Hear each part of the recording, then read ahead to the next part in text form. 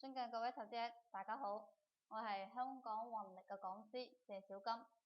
咁咧今日又到咗我哋主要學習嘅王者聯合嘅內容。第一步咧會講到多空爭霸。咁就好多投資者就問到啦，何謂係多方同埋何謂係空方咧？可以睇下呢一張圖。假設大家入地鐵嘅時候同埋出地鐵嘅時候，比嘅人比較多嗬。咁依家呢個張圖咧係大家都要出站，係咪往咗呢個方向啊？大家要上呢個扶梯啦。咁如果你呢個時候要入站咧，你覺得邊一個方向容易去做啊？係咪出站比較容易去做咧？所以我哋要順勢而為，唔係話逆市而行。如果你逆咗呢個市場咧，咁你係入唔到呢個地鐵嘅。咁就可以同我哋去理解下多方同埋空方啦。我哋如果睇呢個做股票都係一樣，睇到呢個股票我哋想去做多或者去做淡，相同嘅原理。咁係咪我哋自己想做多，股票就會升呢？想睇淡，股票就會跌呢？記住，股票唔係以我哋嘅決心去做俾出我哋答案嘅。係要以佢市場嘅規律去進行佢嘅調整或者係上升，咁我哋就可以去理解啦。咁我哋咧可以用宏力嘅一個指標叫多空王啦，去分析下呢個市場究竟係空方或者係多方嘅，即係淡有或者係好有。咁多空王當中咧，用綠色飄帶咧，就係睇淡啦，淡有比較多嘅綠色飄帶。咁紅色飄帶咧，就係屬於紅飄帶，係多方嘅好友。咁呢個時候咧，我哋做股票就要按照呢個紅色嘅飄帶去做啦。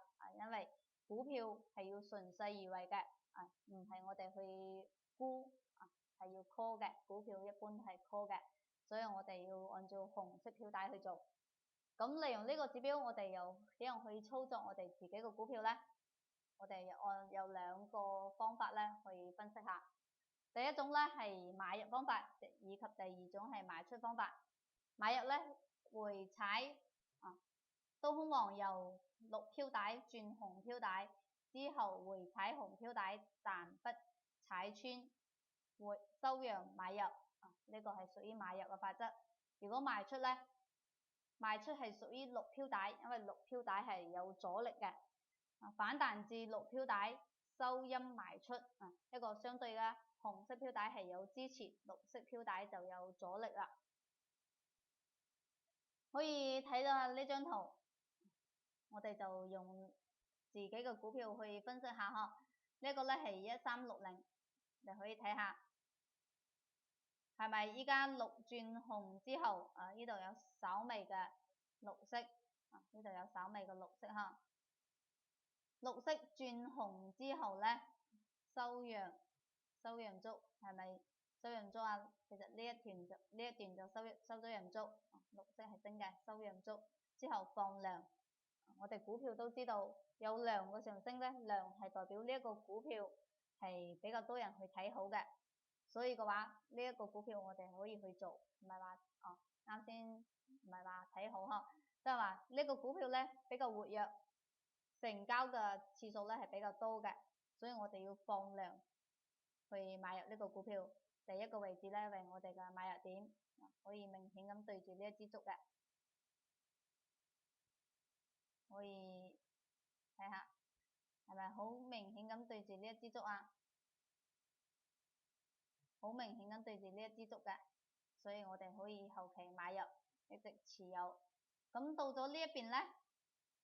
呢邊嘅時候係咪又收咗陽燭啊？對應嘅咧係邊一段啊？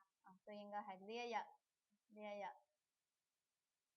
嘅位置，所以我哋後期又可以買入，咁又調整咗啦。調整咗之後依然收陽燭放量買入，咁我哋可以用軟件去睇下1360嗬，01360。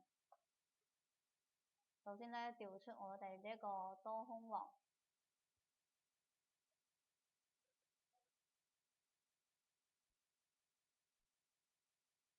啱先咧喺呢個位置啦，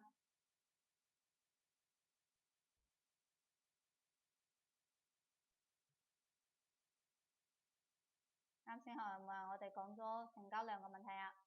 調出成交量喺呢一個位置嘅時候，變成咗收咗陽唔足，放量係可以買入嘅。咁買入持有一直係多方可以買入持有。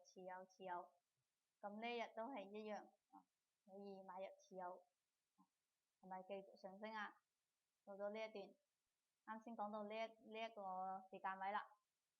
呢日咧大概係一月份初，收陽唔足，放量買入，一路持有。到咗呢一邊都係一樣。做乜呢一個位置唔可以買入呢？知唔知呢一個位置唔可以買入啊？呢日可唔可以買入呢？呢日係收咗陽，雖然係回踩咗飄帶，收咗陽唔足，不過我哋睇佢成交量，成交量係咪縮量嘅？縮量嘅咧，證明呢一日咧市場交易得唔活躍，所以唔進行買入。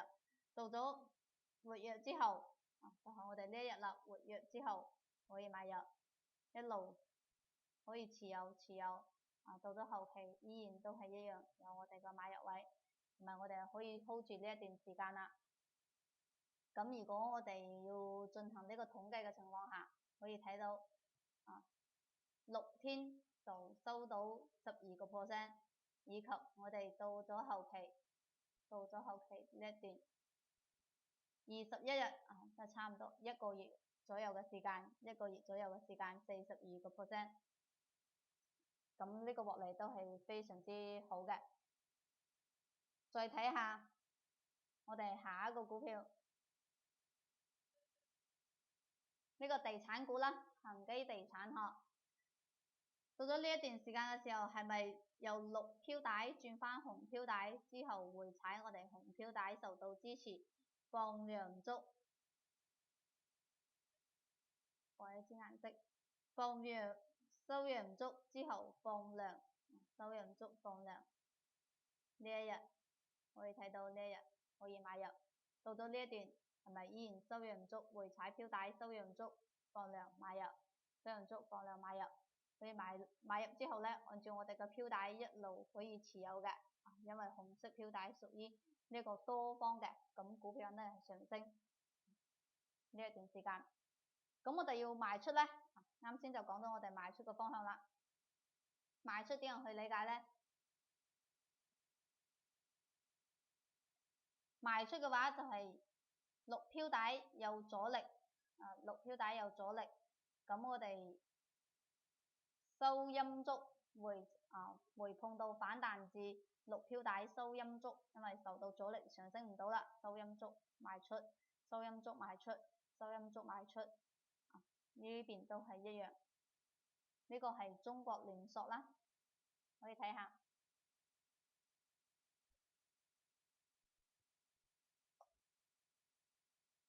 係咪最近呢一段時間啊？其實市場當中係咪好多機會俾我哋賣出呢？只要睇到我哋有冇呢一個把握呢個時機去進行賣出股票啦，收陰足賣出，收陰足賣出，因為綠飄帶係有阻力嘅，所以收陰足賣出，同埋我哋每次都可以賣喺反彈嘅每一次嘅相對高位，就避免有啲投資者就話啦，我賣出之後佢上升咗呢，避免呢一種情況，收陰足賣出，依然都係收陰足賣出。到咗後期係咪依然市場仲係創咗新低㗎？如果我哋每一次賣出之後，市場會套住你咩？呢個唔會嘅，因為你要跟住呢個市場去行。同埋呢個都係依然都係一樣，收陰足賣出我哋股票，受到阻力，收陰足賣出我哋嘅股票。咁咧呢個就係屬於多空爭霸嘅一種情況啦，就係屬於我哋買入嘅方法，而根據我哋賣出嘅方法。因為下跌咧就唔使去睇成交量啦，因為成交量嘅話，代表市場當中需要有成交嘅時候，再會推動我哋股票嘅上升。咁下跌咧就唔會過多建議去睇成交量。咁就係呢個多空爭霸啦。咁我哋下一堂課咧會學習到王者聯合嘅，王者聯合會喺聽晚會講到精彩嘅內容。啱先咧講嘅股票咧都係比較少嘅，咁等陣咧我哋會有一個直播嘅課堂，大家可以回覆我哋嘅股票啦嘛，進行我哋依家係唔係我哋嘅股票進行分析，我哋嘅股票係唔係依家係多方咧，或者係空方咧，可以持有咧，或者係要賣出咧，等陣我哋要去分析嘅內容，咁我哋等陣再見。